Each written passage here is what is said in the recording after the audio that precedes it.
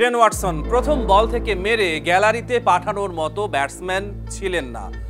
2002 অস্ট্রেলিয়ার তৎকালীন fielding coach mic young এর সাথে পাওয়ার হিটিং নিয়ে কাজ শুরু করেন ওয়াটসন। মাইক ইয়াং বেসবলের কোচিংও করাতেন। শরীরের ওজন স্থানান্তর, বলের পেছনে সর্বোচ্চ শক্তি প্রয়োগের ব্যাপারটা ভালোভাবে বুঝতেন ইয়াং।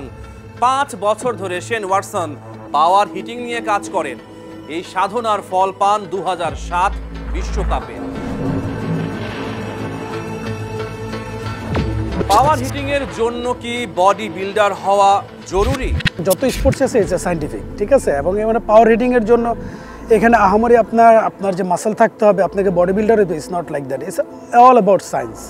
সো এখানে বায়োমেকানিক, সায়েন্স, বায়োমেকানিক সব কিছু মিলে আপনি যখন বুঝতে পারবেন তখন আপনার জন্য দূরে মারাটা কোনো ব্যাপার হবে না। 2022 সালে বাংলাদেশের ব্যাটারদের পাওয়ার হিটিং নিয়ে কাজ করেছিলেন অ্যালবি মর্কেল।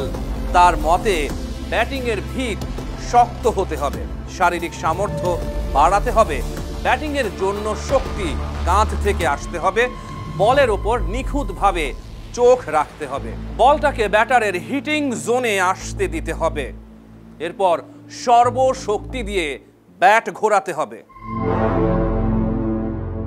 পাওয়ার হিটিং এর জন্য খাদ্যাভ্যাস কতটা জরুরি? বিপিএল খেলতে এসে 2019 সালের ডিসেম্বরে আন্দ্রে রাসেল বাংলাদেশের খেলোয়াড়দের 3টি খাবার বেশি বেশি খাওয়ার পরামর্শ দিয়েছিলেন।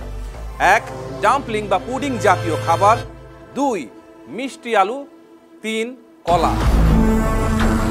বিবিসি বাংলার প্রতিবেদনে বলা হয়েছে বাংলাদেশের সিনিয়র জুনিয়র সব পর্যায়ের ক্রিকেটারদের নিয়ে একটা সাধারণ কথা শোনা যায় যে তারা ভাত খেতে খুব পছন্দ করেন।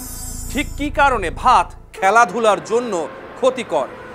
নাজমুল আবেদিন ফাহিম বলেছিলেন, ভাত অনেক সময় শরীরকে ধীর করে দেয়। 2024 সালে আল জাজিরার প্রতিবেদনে বলা হয়েছে বাংলাদেশ কেন টি-20 বিশ্বকাপে ব্যর্থ হয়। স্টুয়ার্ট ল আল জাজিরাকে জানান, বাংলাদেশের ক্রিকেটাররা পাওয়ার অ্যাথলিট না, তারা কখনো ওয়েস্ট ইন্ডিজ এবং অস্ট্রেলিয়ানদের মতো শক্তিশালী অ্যাথলিট হতে পারবেন না।